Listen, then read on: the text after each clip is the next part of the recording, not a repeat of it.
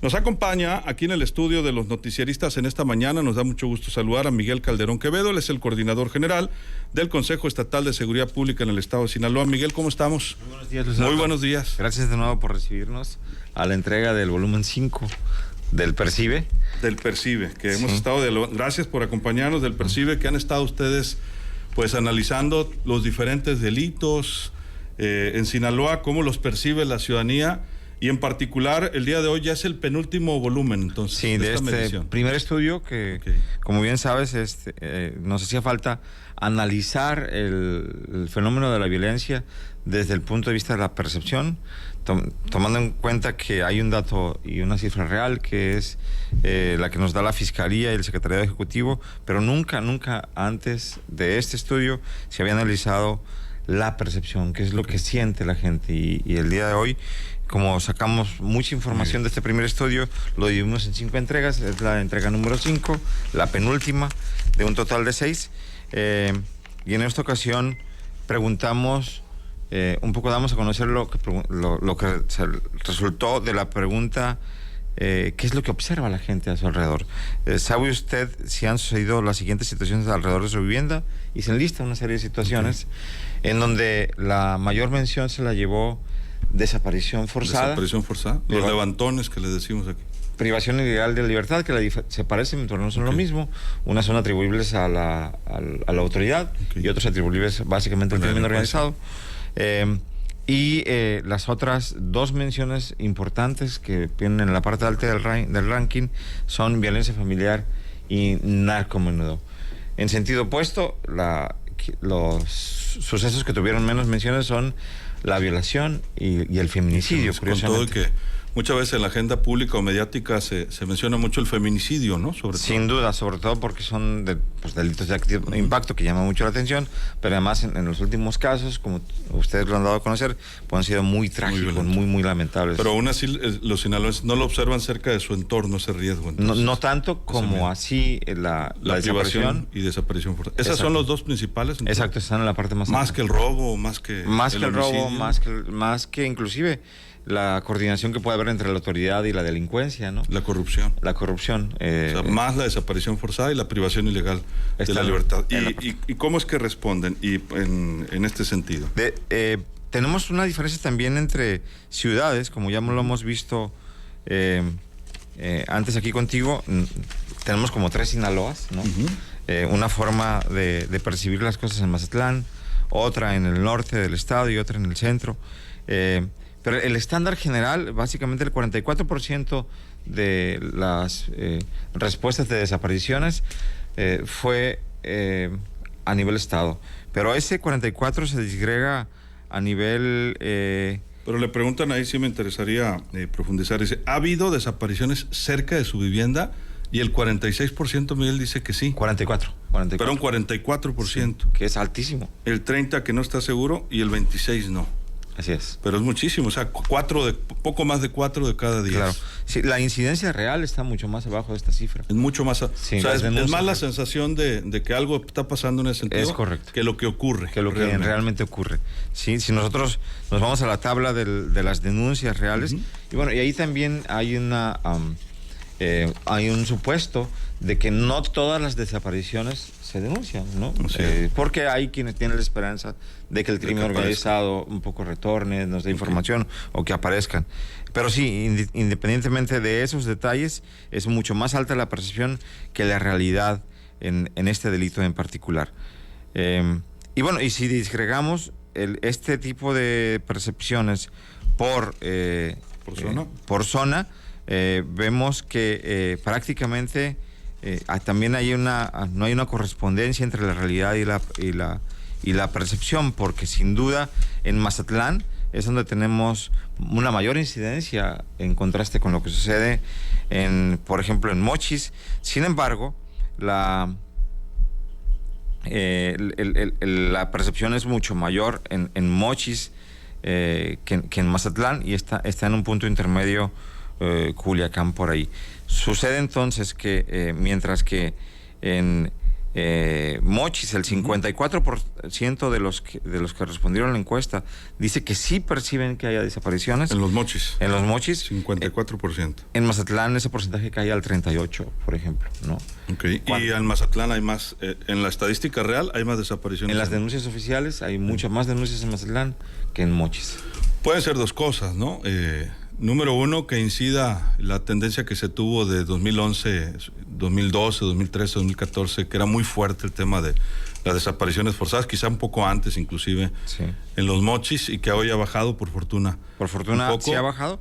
Hace más de una década de eso, ¿no? Y puede ser también que se quedó ya esa sensación, o puede ser que la gente pues haya normalizado menos, ¿no?, este delito. Sí, posiblemente hoy a alguien le pregunten este cuestionamiento en particular y recuerde lo que sucede hace una década. No, si está pesado, aquí hay mucho. Claro, delito, ¿no? Claro, porque además no es un delito menor, ¿no? Así es. Nosotros hemos, en nuestras entrevistas, hemos estado con los colectivos de víctimas de madres de desaparecidos, por ejemplo, y percibimos un dolor mucho más intenso, sí, una zozobra y una angustia mucho más intensa que la que sucede cuando le comunican a una mamá del homicidio y que encontraron el cuerpo a quien no lo encontraron. De no encontrarlo. Además, tienen alta presencia social, ¿no? Estos grupos, sobre todo en Guasave y Norte de Sinaloa, aunque también los hay en todo el estado. Sin duda, en todo el estado. Tienen una gran presencia mediática. Pero además una gran solidaridad de los medios, de mucha gente que les permite expresarse y pues no es para menos, ¿no? Pero entonces en Mazatlán hay más desapariciones y la gente lo percibe menor, entonces. Sí, comparado con eso es bien muy curioso. Decíamos que en términos generales los niveles de seguridad son mucho más altos en los Mochis que en Mazatlán. Sin embargo, en este caso en particular la percepción es un poco la inversa. ¿Y Culiacán? Culiacán estamos prácticamente a mitad de la tabla. El 38% de los culichis, un dato muy similar al de Mazatlán, respondió que ellos sí perciben que hay desapariciones en su entorno, pero eso está, te digo, reitero, mucho más bajo que el 54% que contestaron. ¿Será que lo hemos normalizado más? Esperamos que no, ¿verdad? Pero quizás que eso llegue a ser un problema. Si nosotros no normalizamos la violencia, los delitos, pues no nos ayuda un poco a identificar o un poco a estar en una mejor calidad de vida en términos de paz, ¿no? Veo que preguntaron también de violencia intrafamiliar.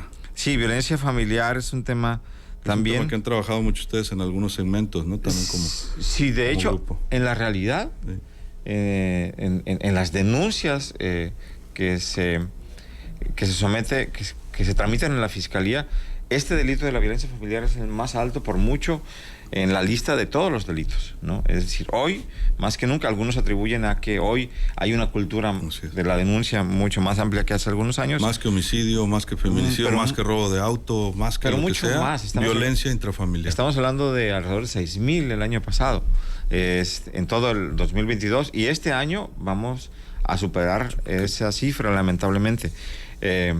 Si eso lo comparas con robos, si eso lo comparas con homicidio doloso, con un homicidio culposo, pues son números que no pasan de los cientos, que afortunadamente no llegan a los miles, pero violencia familiar. Aunque muchas veces de ahí, Miguel, también deriva una desaparición y ahí vienen las alertas. Totalmente. Amber, las alertas albas, un feminicidio. De ahí. También muchas veces. Nosotros pensamos de ese tipo de situaciones al interior de un hogar. Efectivamente. En relación a lo que dices, nosotros pensamos que la violencia familiar es una incubadora de otros problemas de mayor alcance que terminan siendo temas mucho más trágicos que, entre comillas, la simple denuncia de violencia familiar. ¿Y la gente lo está percibiendo? Y la gente lo está percibiendo. ¿Sí lo está percibiendo como tal? La está percibiendo de manera alta. Está en la parte después de desaparición forzada y después de... ¿Es la más alta? Privación ilegal. 39% de las... prácticamente. Casi 4 personas de cada 10. Y eso lo ven enfrente de su domicilio, no necesariamente dentro de su domicilio. ¿Qué pasa con el vecino? ¿Qué pasa en la esquina? ¿Qué pasa en las otras casas de sus familiares, ¿no? Un poco porque así va la pregunta. Y ahí sí, Mazatlán aparece con un mayor porcentaje que Mochis. Bueno, no, perdón. Mochis sigue estando con un porcentaje... Bueno, sí, efectivamente, Sí. perdón. Mazatlán está con el 45%, Mochis con un 33% y Culiacán a la mitad de la tabla con un 37%. 37%. Entonces quiere decir que sí hay una percepción más alta de violencia familiar en Mazatlán, con respecto al resto del estado, y por supuesto con Mochis, que era la inversa en el caso de desaparición forzada. Y el otro delito visible para todos es narcomenudeo. Narcomenudeo. Y narcomenudeo no necesariamente tiene muchas denuncias en la fiscalía formalmente. ¿Qué quiere decir? Hay un contraste entonces entre lo que la gente observa con respecto al consumo de drogas y a la venta de drogas, al menudeo, pero no sucede en el número de denuncias tan altas en el tema. Como lo hemos hecho antes, Luis Alberto, siempre rematamos este tipo de entregas con una serie de recomendaciones, y hoy no ha sido la excepción. Hay un grupo de recomendaciones dirigidas a la ciudadanía.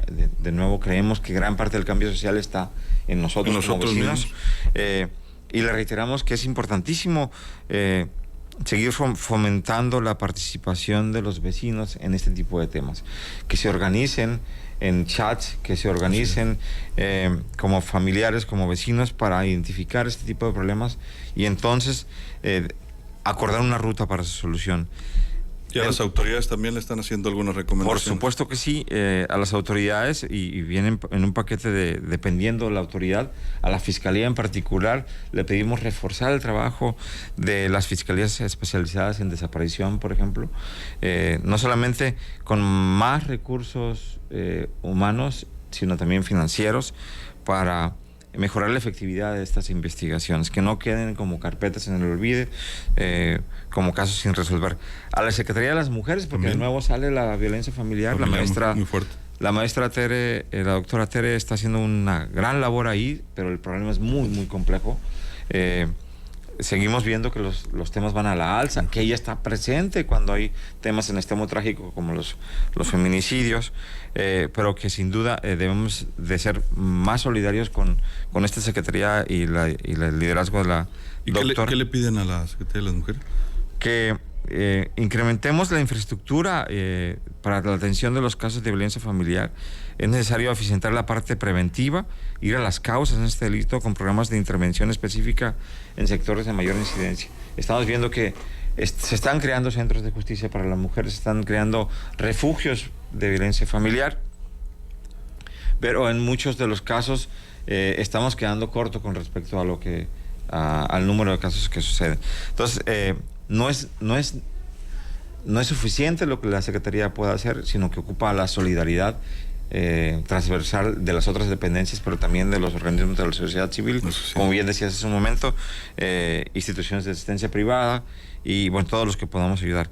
Y a las secretarías y direcciones de seguridad pública estatal y municipal,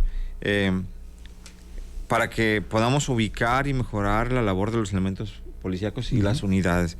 A la Secretaría de Educación Pública, a la Secretaría de Desarrollo Económico, pues tener elementos para el mayor progreso económico, para que el arraigo, el desarraigo que se dé en algunas zonas esté al pendiente, y al gobierno del Estado y el Congreso, que en materia de desaparición forzada de personas y el sistema estatal de búsquedas es muy importante, convoquen la integración del Consejo Estatal Ciudadano en esa materia, porque desde 2009 tenemos esa obligación y hoy no se ha dado.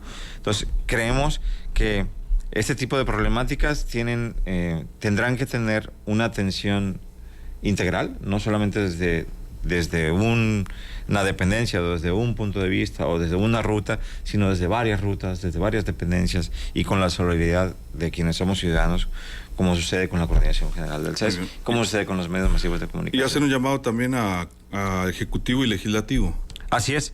Creemos nosotros que es importante asignar los recursos desde el Congreso, también modificar las legislaciones y las normatividades en la materia, para atender no solamente uno de los temas, sino todos los temas de la lista que tenemos en este Percibe. Nosotros creemos que la aportación de este estudio de percepción justamente tiene que ver con poner problemáticas en la mesa y rutas de solución integrales para que en el número 2, en el estudio número 2 que se levantará en septiembre, podamos mejorar todos los números que hemos presentado hasta el día de hoy acá. Pues estaremos muy pendientes. ¿Y cuál sería la última entrega de este? Vulnerabilidad. Vulnerabilidad. Que es lo que nos preocupa, ahora sí, al interior de nuestra personalidad individual y nuestra familia. Al interior de cada hogar. Así es. Ojo con eso. Pues muchas gracias, Miguel. ¿Dónde pueden encontrar este estudio? En las redes sociales de la Coordinación General del CESP y en la página del CESP, coordinaciongeneralces.org.mx. Consejo Estatal de Seguridad Pública. Muchas gracias, Miguel. Seguimos atentos en esta agenda. Alberto. Muchísimas gracias. El coordinador general del Consejo Estatal de Seguridad Pública, Miguel Calderón Quevedo. Vamos a...